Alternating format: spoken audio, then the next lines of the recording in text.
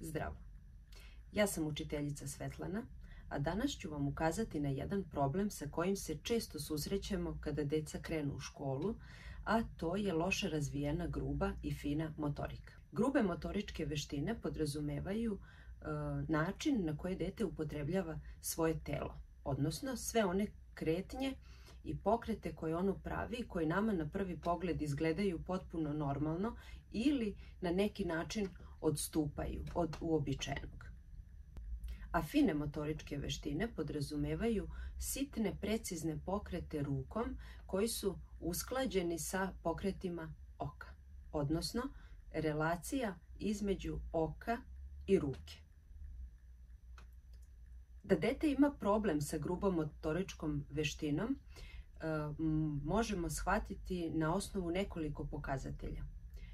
Jedan od njih je to da dete teško usvaja veštinu vožnje bicikla, klizanja, vožnje rolera i sl. Zatim, ima problema sa trčanjem, izgleda vrlo nespretno kada trči, sapliće se, pada. Dete ne voli da učestvuje u nekim sportskim aktivnostima kao što su na primjer fudbal, igra između dve vatre. Ima problema sa održavanjem ravnoteže.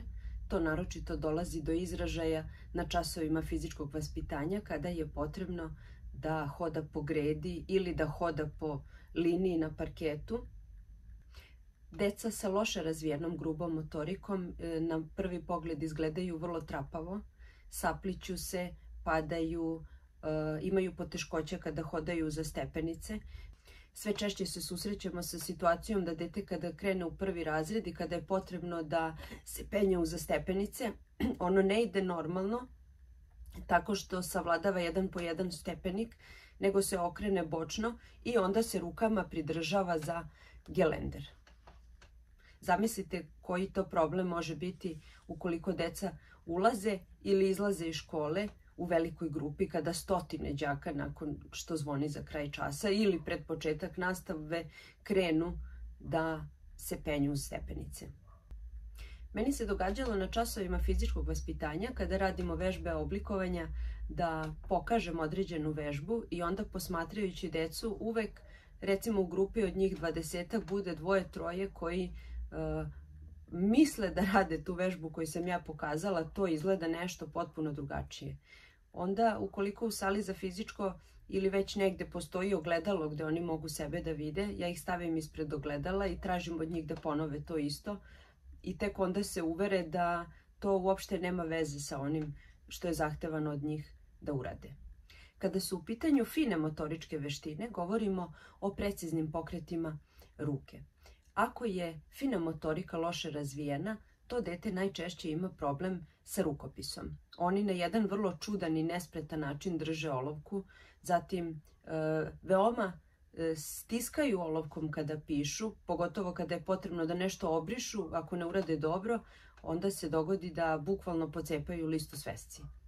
Ova deca imaju poteškoće sa crtanjem ili uopšte ne vole da crtaju zato što shvataju da njihovo crtanje nije dovoljno dobro kao crtanje nekog njihovog drugara koji je istog uzrasta. Imaju problema na časovima likovnog kada se nešto pravi i kada je potrebno da manipulišu sitnim predmetima.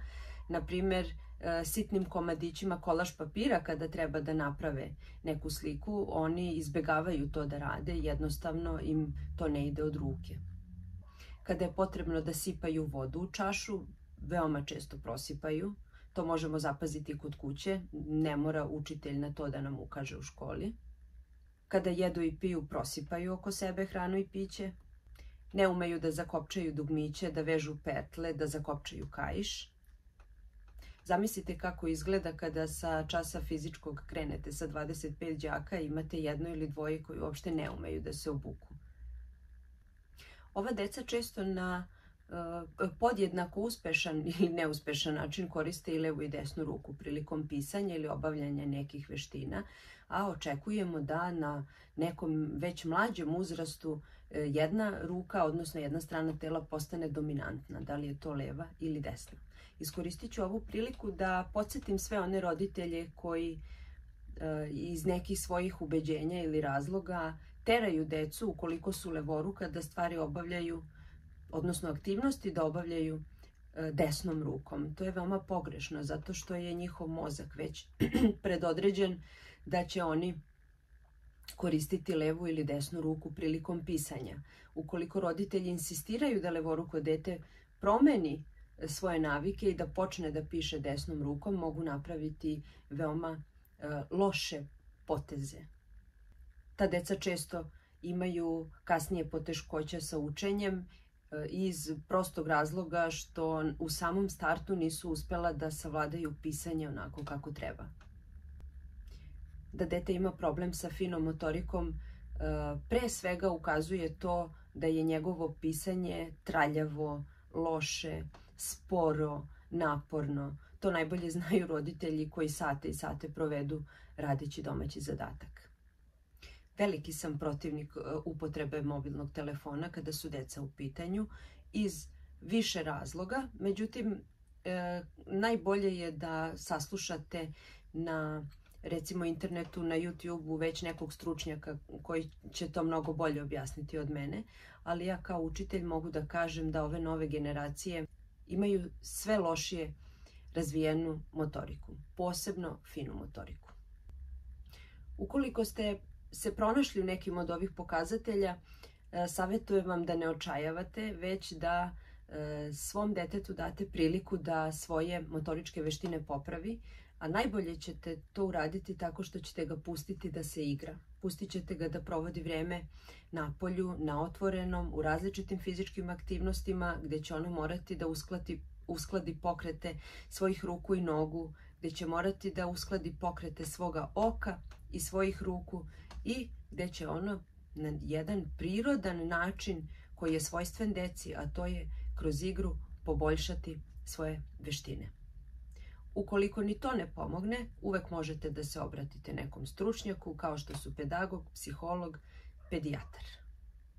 Molila bih roditelje još jednom da ozbiljno shvate, jer ovi problemi, ukoliko se ne rešavaju na vreme, kasnije mogu dovesti do raznih frustracija kod dece. Jer dete upoređuje sebe sa drugima i kada se ono nalazi u okruženju svojih vršnjaka koji sve to mogu da urade što ono ne može, ono se povlači u sebe, postaje nezadovoljno, postaje nervozno, a time što trpi svu tu nervozu, ono može posle imati i različite ispade besa i odbijati da radi, što svakako dovodi do jednog velikog neuspeha u školi. Srdačan pozdrav, ukoliko vam se video dopao, zapratite moj kanal, lajkujte, šerujte i naravno, ako mislite da bi bilo kome ova naša kratka priča pomogla, možete da podelite link i da pomognete još nekom roditelju. U tome jeste cilj ovog kanala. Zdravo!